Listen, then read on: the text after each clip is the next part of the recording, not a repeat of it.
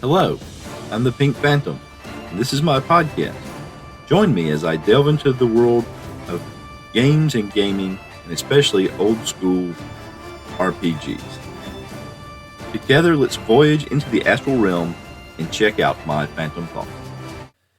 In this episode, the first of this new year of 2024, Happy New Year to everyone. I will be responding to calls from Jason of the Nerds RPG Variety Cast and Daniel from the Bandits Keep podcast. I'll be going over another section of Muster, playing D&D in the wargaming way, and then we'll have a couple of little vignettes in my Tales of the Dragon Slayer world after the Battle with the Orcs that I went over last episode. So let's get to it. Hey, Jason here. Just listened to your latest episode, and I don't know. I'll admit I have not read Muster. I kind of lost my taste for a little bit. Still enjoy your comments and your reading of it. But this last section here talking about the campaign phase and the negotiation phase, and it sure sounds like that they're not keeping strict time, and it sounds like that they're just negotiating what the next adventure will be instead of doing actual sandbox play and actual, playing through all this stuff. It's almost like, well, what do you want me to run next? Okay. And then, but there at the very end, it sounded like maybe that's not the case. So I'm a little confused there. I don't know that I'm confused enough to care to pick the book up to read it. But I think if you're playing really say your classic adventure game kind of game, your fantasy adventure game, then you are worried about that negotiation phase isn't a negotiation phase. You're still playing that, and you're still doing whatever, whether you end up in town or you end up doing whatever, but you're tracking strict time. And you don't have to track strict where every gold piece goes, right? That's why, like in AD&D, it's 100 gold pieces per level per month is your upkeep cost. And that's inclusive of meals and lodging and all that, replacing your clothes and things like that. So all that's kind of covered in there. So it's not saying you have to play out every time you go to the store for milk. But it sounds like this is more, okay, we just finished that adventure. What adventure we want to run next? I want to run this one from Necrotic Gnome. Okay, well, here we are. We're starting the new adventure, which I know is what a lot of groups do, and there's nothing wrong with that. But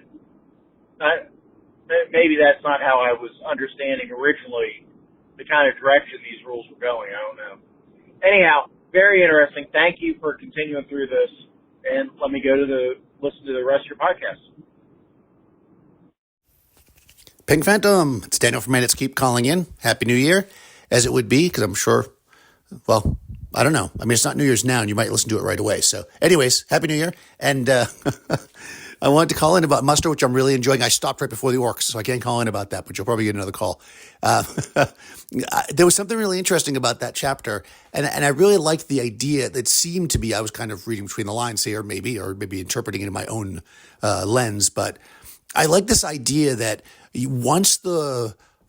when you're kind of creating scenarios or creating opportunities for the player characters to go after in your sandbox, that you need to be or can be, let's say, you're allowed to be or maybe should be, however you want to say it, more flexible in, let's say, what the rules versus the narrative, for lack of a better word. That is to say, if there's a rule in your game that says, okay, you roll 1d10 per day, and on a 1, there's a chance there's a henchman, and that henchman, and there's only 1 in 10 that he's a horse rider, whatever, but the players need 5 horsemen in order to, do a thing, you might just say, okay, luckily 5 horsemen came in town, and you can negotiate with them. Just because why sit there and go through the process of doing that if that's what they need to do the quests they want to do? Now, I guess that's if they want to do a different quest, you can also gate it and be like, okay, no, there's not 5 horsemen. So, and you might do that if the reality is they don't really need 5 horsemen. They're just doing that because they want to overwhelm it. And then you might use the rule, right? Because again, they're trying to game it.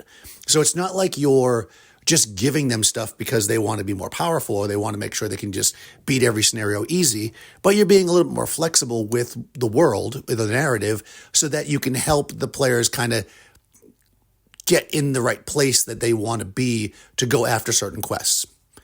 And I also like the idea that then once you do that, and okay, fine, you got the 5 horsemen, then they get there and they realize that that wasn't the right thing, they might just have to run. You're not going to change it now and be like, oh, well, you know what?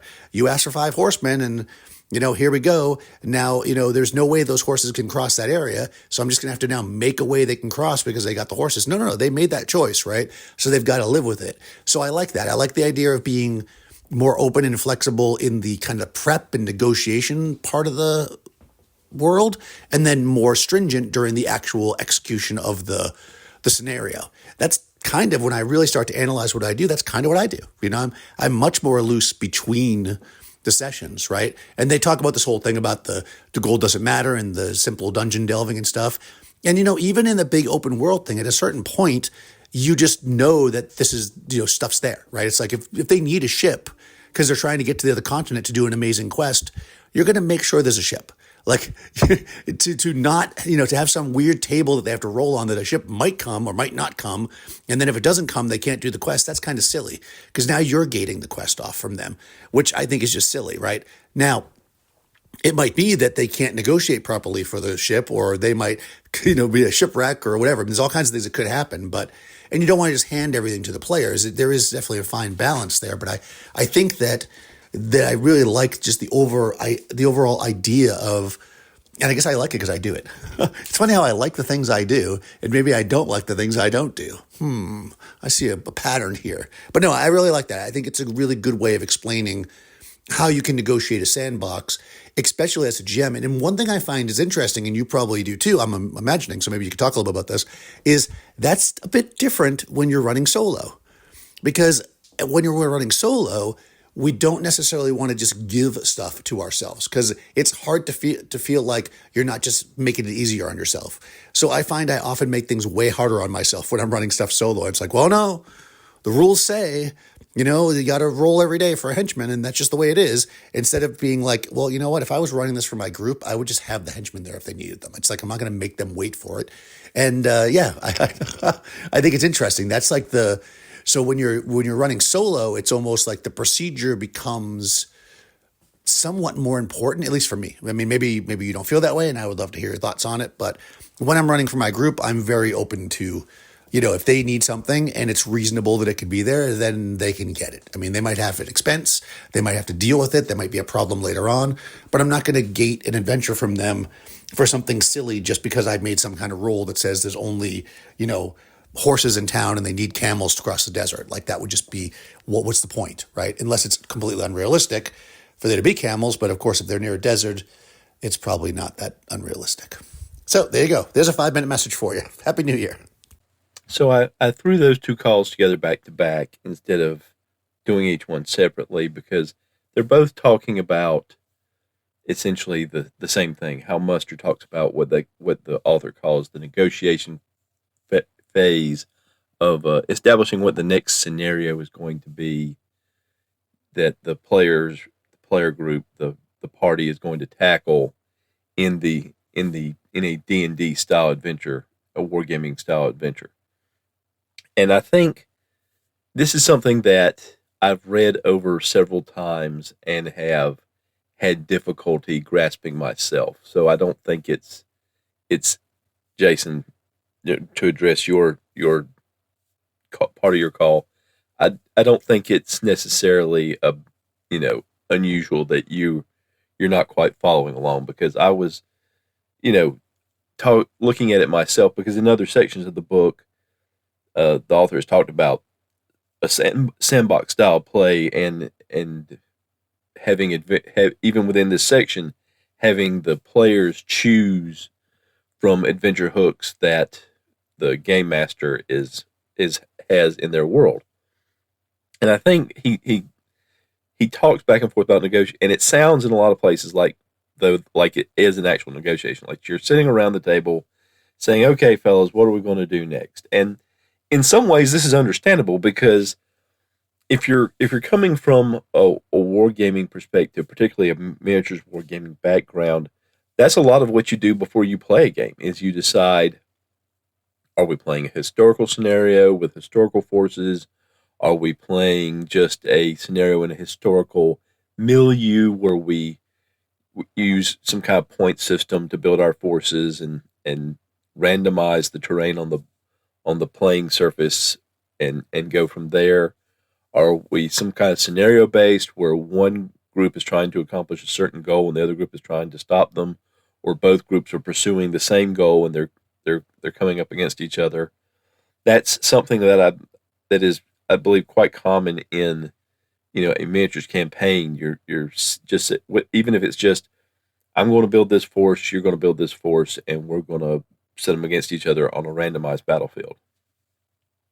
So it's understandable, I think, that if the author is thinking about D&D in wargaming terms, which is the point of the whole book, of the wargaming way. And I don't know why I'm holding the book up to the microphone, because you can't see it. This isn't a video. But anyway, to get back to my thought before it wanders off from me, he's talking about negotiation, and it makes it sound like it's that type of negotiation. But there's also other parts, even within that section, where he talks about it more of the idea of players exploring the world. And I think that's also confusing a little bit, because usually in an RPG context, when we talk about exploration, we're talking about a hex crawl or point crawl, or going out into the world with the party exploring. And in this case, I believe what he's referring to is what you hear in most RPG circles referred to as research, where you're researching, where you're scrounging up information about a part of the world, an adventure hook, or an event that's happening, or something else that you found little bits and pieces about, so that you can decide, are you equipped to deal with that because it sparked your interest and you may want to deal with it. If the king's daughter has been kidnapped and you're going to try to rescue her, or if there's a cult somewhere in the northwest, mountains to the northwest, and they are trying to conjure a powerful demon to come into the world to take over this section of the world, and you want to prevent that. So I think that's the kind of exploration, and I could be completely wrong, but I think that's the kind of exploration that the author is talking about, exploring the adventure hooks that are there for more details in, are we interested in pursuing this? How should we approach it? That sort of thing. And so when he delves into talking about having the resources to pursue that adventure, he's saying being a little more liberal with them, not having to be so entirely exacting that you have the players that have become interested in this adventure hook, but they don't have what they need or what they think they need to approach it. And I don't think he means just giving it to them, but just that it shouldn't be, as Daniel talked in his comments, it shouldn't be so rare that they're just sitting around waiting, rolling for the dice to roll the correct roll, that they can have the resources they have. There should be a way to make them available. Certainly there should be a cost, whether it's in terms of gold or favors, or maybe there's another quest the party has to go on first to obtain what they need for the quest they want to go on, that kind of thing. But so I think it can be, like you suggested, Jason, it sounds like, and I agree, it does sound like that in parts, a specific negotiation. Okay, what do you want to play next? But to me, I think a lot of that is also how he describes how you set up a campaign, where a group of people comes along and here's the type of world we want to explore, and then go from there. And I think he's trying to contrast that with what he set up as what he calls basic D&D, where the referee just sets up a scenario and says, here's what we're playing tonight, here's the dungeon we're going into, and the players are happy to go into the dungeon, and you just keep doing that on repeat until you've explored the dungeon, or you get tired of it and want to move on to another form of play. And he's trying to contrast that with the players having more input and more choice, and that's why he's calling it a negotiation. And it can be a specific above the table negotiation, but it can also be an on the table in the world exploration. So that's my take on it. And as far as what you asked, Daniel, about solo play procedures, yes, I think I do view procedures a little more strictly from a solo play context, because it is a way to keep yourself honest. If you have now, if I have an idea, and I think, and I've said this, I think in several times when I've talked about how I've been doing my solo play. If I have an idea that this is what makes sense for the world, then I just do it. And if it's not following any particular procedure, it's just following whatever line of thinking my brain is going along, then so be it. And one of those things, for example, a while back when I had sort of an away from the party part of the adventure where a group of brigands tried to ambush a group of nomads, and the brigands essentially fought to the death, and I had a caller call in, and I wish I could remember who it was. I should go back and look. But he called in and asked, why did they fight to the death? Why didn't they just run away? And I had some ideas in my head leading up to the battle, the circumstances of the battle, and then within the battle itself, why that happened.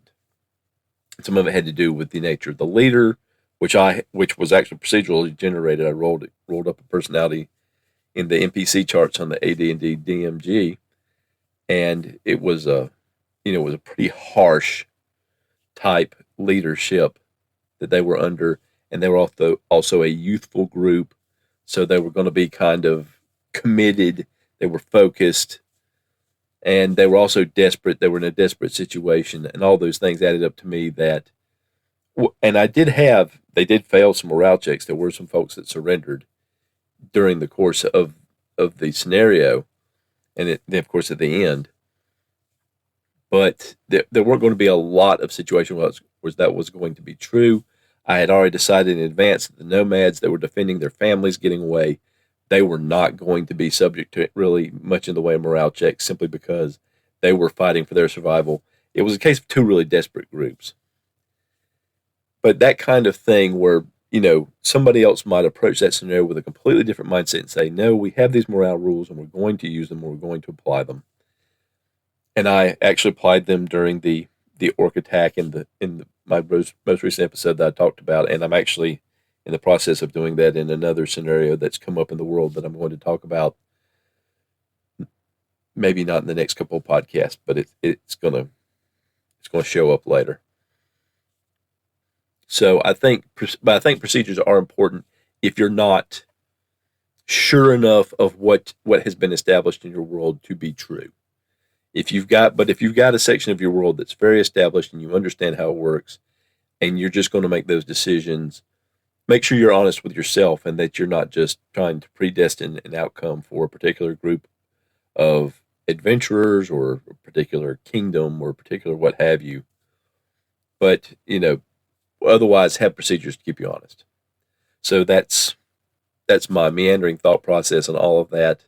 Hope some of it made sense. Again, like I said, the section of the book that dealt with the negotiation phase is probably the most difficult I've tried to grok in terms of my own understanding of the book.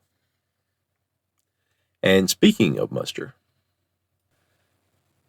so the next section of muster, starting on page 157, is entitled Refereeing Fundamentals. D&D rules texts have from the start contained an intractable methodological error that experienced gamers know how to account for, but keeps tripping up newcomers. The error is in the way that the great constellations of rules are presented as something important. It is imperative for the game that you study them and apply them perfectly. And if the game is not fulfilling, the fault is either in you for not applying the rules correctly or in the rules for not being the perfect rules. So better go out and buy some more. It is a broken cultural institution. Some role-playing games do actually operate off a fairly immutable systemic chassis, and those games do usually have fairly good rules, but D&D in the War of Gaming way explicitly does not. The simulative priority of the game plainly means that where your understanding of the fictional circumstance differs from the rules give way. The apt and proper resolution of the scenario has a methodological right-of-way over whatever might be written in some rulebook.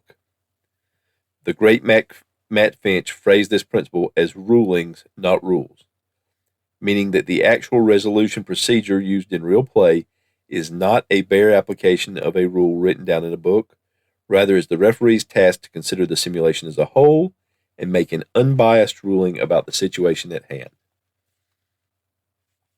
Clever rules and rulings are at the heart of the simulative gaming medium. The elements you use to build the interface that the players use to touch the virtual imaginary spaces. In the wargaming way, these interfaces arise from the fiction. The ogre is inhumanly strong, and therefore it gains a bonus to a feat of strength.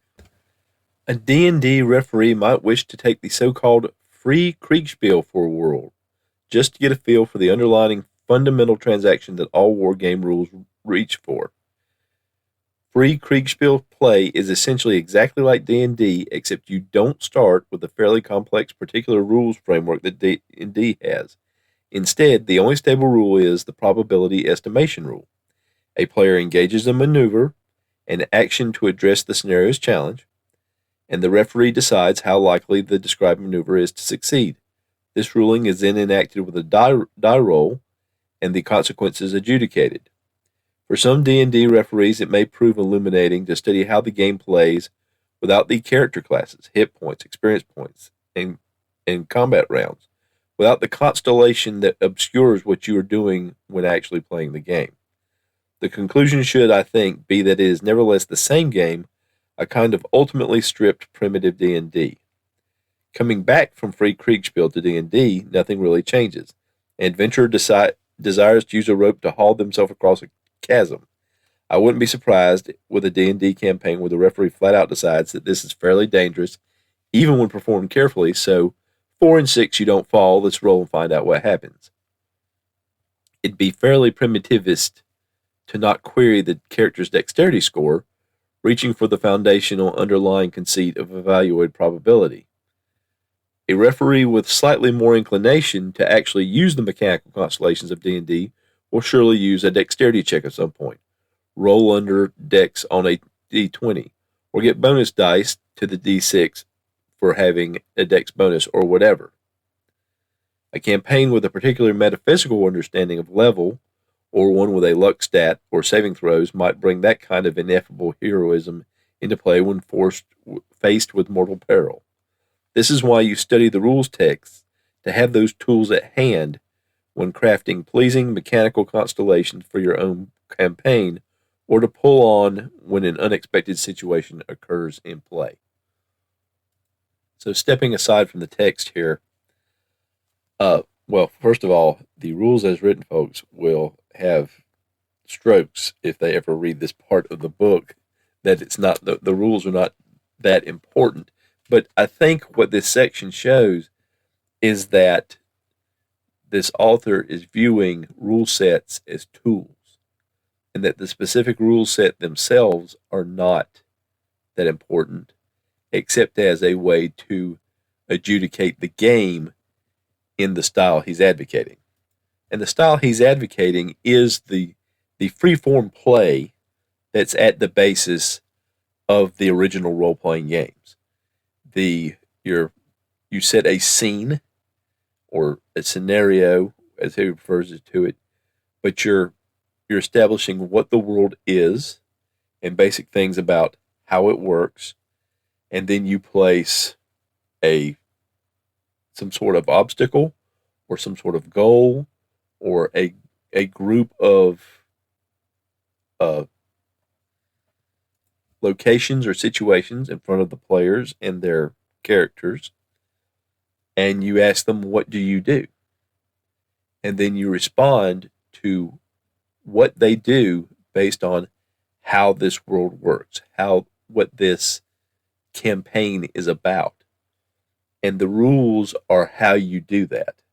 The rules are to give you specifics to use to make those decisions, but the rules should not make the decisions for you.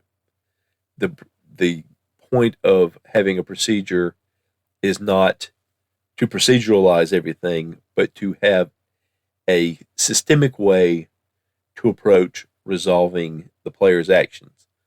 But in a world like a D&D campaign, where players can attempt to try anything, which some may be less likely to be successful, some may be almost certain to be successful, but where the players can do anything, the constraint of rules is that you're going to limit their options, and you're going to place the author of the rules idea of what your game should be above your own and your group. And I think this is the crux of how this wargaming way the author is ascribing to in this book differs from other forms of playing RPGs, even other old school ways, many of which view the text of the rules as almost holy writ.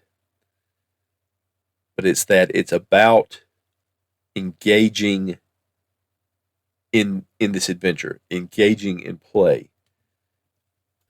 Previously in this book, the author has described when you're setting up your campaign, you decide on what you want the campaign to be about, and then you choose a rule set after that. But you're not picking the rule set to straitjacket you. You're picking it to help you reach the, for lack of a better term, feel of the campaign that you're trying to have and to enjoy and to learn from. He talks in this book about learning, and that is very much a war game viewpoint, where people want to try to learn about an era by playing a war game set in it. You'll hear this especially a lot in podcasts and discussions about war games that are board games, where they are set in a particular war or particular campaign or particular operation, and people will talk about how, well, I bought this book about this same thing, so I was reading the book as I was playing the games, and I think I've learned some things about how it was back then. And you'll hear this in people who talk about the miniatures rules they choose, that they want one that feels authentically like you're playing out medieval battles, or you're playing out battles in the age of pike and shot. And that's something that goes with, I think, a wargaming style is, what are you trying to understand better, as much as what are you trying to challenge yourself strategically. And that falls into the idea in D&D also, or role playing, I guess, in more generally, of being immersed in the game, of being transported mentally to the other world that you're playing in. I think it all kind of revolves around these same ideas. He's just applying them in a different combination maybe than other folks do. And I think the author makes it clear. I probably should have read this next section before my whole commentary there, but getting back to it, this last little section I'm going to cover here. Rulings, not rules. But still, the rules do not and should not cover all situations. That's been tried, and it doesn't work for a true free maneuver game. Player problem solving will be stifled by the ever-growing stacks of rulebooks, and the mechanical formalisms prove an ever more important in comparison to authentic situational problem solving. D&D, too reliant on the rules, becomes a turgid edifice where a spell will always be better than an idea, simply because the spell is written down in some rulebook, ready-made to have potent interaction with every other rule, while the idea has nothing except the players on its side. If those players are unwilling and unable to defend their ideas against the rulebook, then the rulebook will win every time. Thus constrained from trying to answer everything ever with rules, the referee is forced to fall back on rulings as things should be.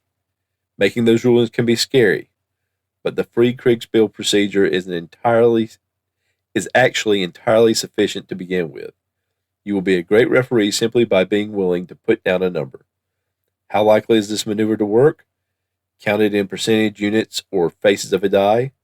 You surely have some idea. Is it 20% likely? 80%? Something in between? You see, the process of the game doesn't require you to be correct in some eternal sense. It just requires you to make a call and move on. The unitary moment of dicing resolution reflects a unique event in the fiction of the game. It may carry precedental weight later in the campaign, but it doesn't have to. You have time to consider later and improve as you go. Now, stepping outside of the text again, and this is where I'll end this section of text. I know that was pretty short text, but he's getting some pretty interesting stuff here. So I'm probably going to be going even slower if that's possible. But in my delves into the thought processes and ideas and blogs and social media of people talking about old school style and OSR style and talking about rulings over rules specifically, almost entirely you hear that those rulings will be in effect for your campaign. And here he's saying the opposite. That might not necessarily be true. A ruling you might make might only be for that exact moment and then never again. And some of that you will hear again in discussions will be, well, I learned that there was a rule for it, or I think it should have gone a different way, and you talk it over with your group and you change it.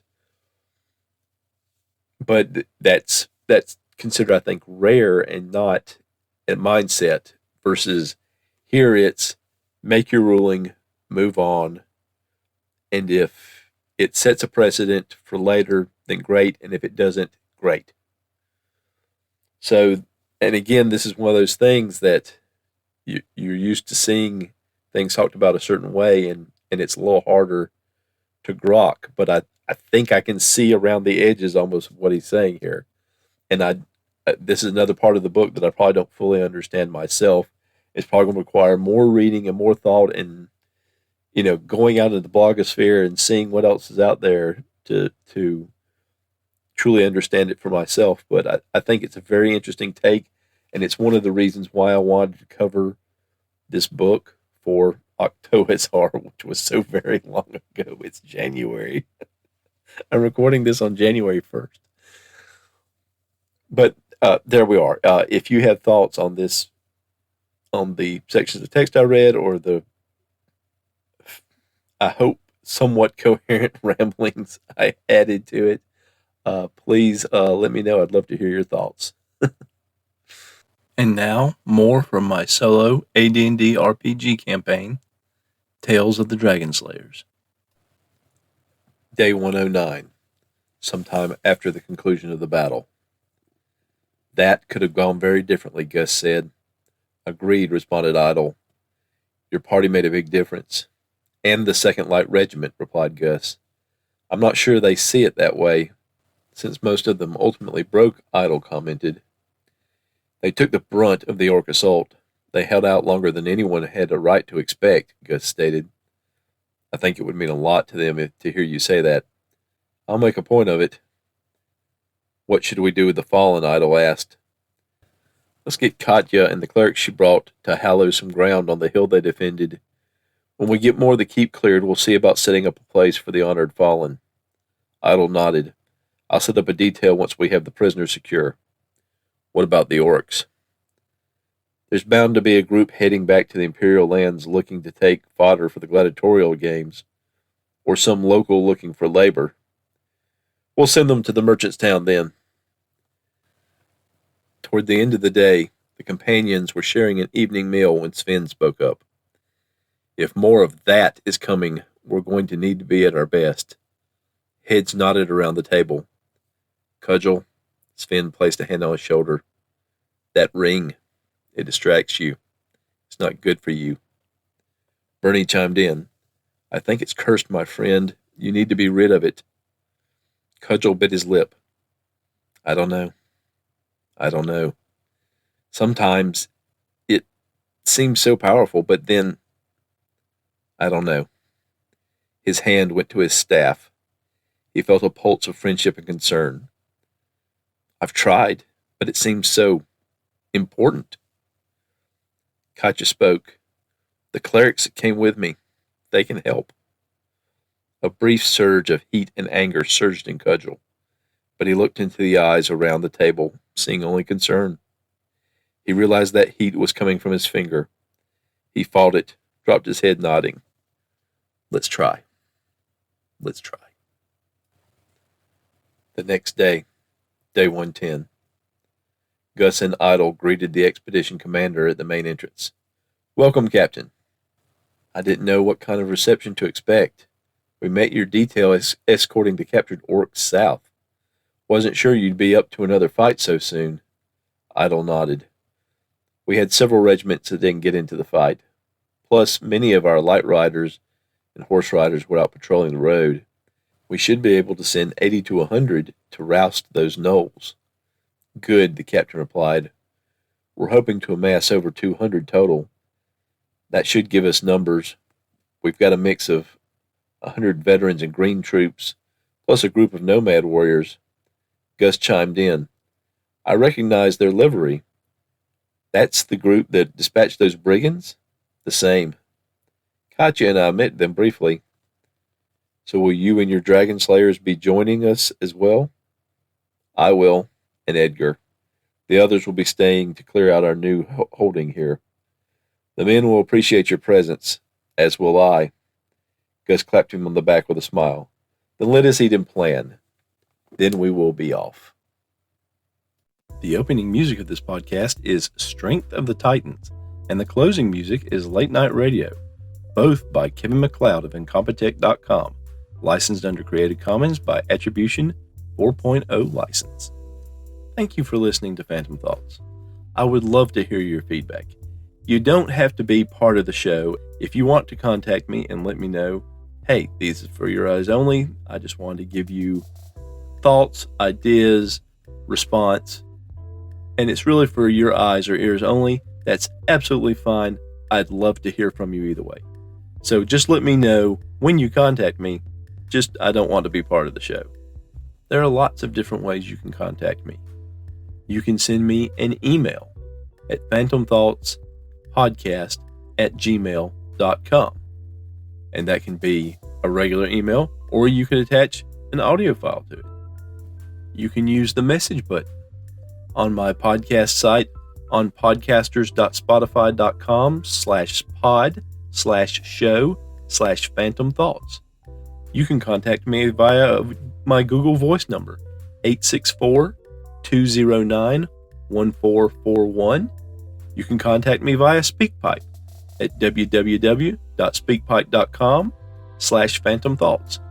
You can contact me on Discord, The Pink Phantom. All this contact information is listed in the show notes of every episode. And thank you for those who call in. Thank you for those who don't call in. I appreciate you listening and hope you'll listen again next time. Until then, I hope you have a great day.